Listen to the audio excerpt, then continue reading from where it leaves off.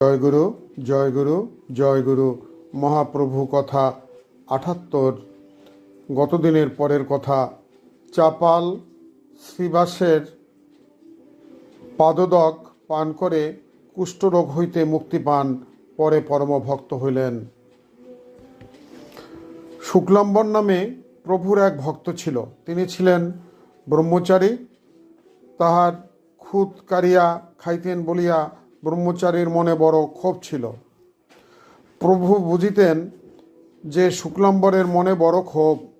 একদিন প্রভু শুক্লাম্বরকে বলিলেন, তোমার বাড়ি যাইয়া একদিন অন্ন খাইব। একথা শুনিয়া শুক্লাম্বর যেমন আনন্দিত হইলেন তেমনি ভয়ও পাইলেন। কারণ সামাজিক নিয়ম অনুসারে তাহার অন্ন শ্রী গৌরাঙ্গ ভোজন করিতে পারেন না। তাই শুক্লাম্বর প্রভুর নিকট প্রার্থনা করিয়া বলিলেন, প্রভু, আমি অতি দীনহীন, আমি তোমাকে অন্ন রন্ধন করিয়া দিব এইরূপ সাহস আমার হয় না, আমাকে ক্ষমা করুন। প্রভু তাহার কথা শুনলেন না। তখন শুক্লাম্বর ভক্তগণের নিকট পরামর্শ করিলেন। তাহারা বলিলেন, শ্রী ভগবানের কাছে জাতি বিচার নাই, তিনি সকলের অন্ন গ্রহণ করিতে পারেন এবং করে থাকেন। শুক্লাম্বর স্নান করিয়া রান্নায় বসিলেন।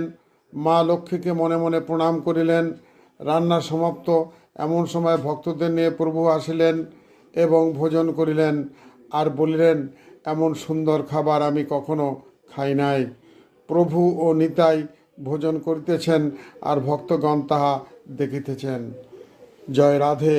এর পরের কথা আগামী দিন গোবিন্দের কৃপা হলে বর্ণনা করা হবে। আসুন আমরা ভগবান শ্রীকৃষ্ণের শ্রীপাদ পদ্মে আশ্রয় গ্রহণ করে সাধন ভজনে রত হই। আসুন আমরা কৃষ্ণ নাম সদা সর্বদা অন্তরে জপ করে নিজ কর্ণে শ্রবণ করি। জয় রাধে, জয় রাধে, জয় রাধে।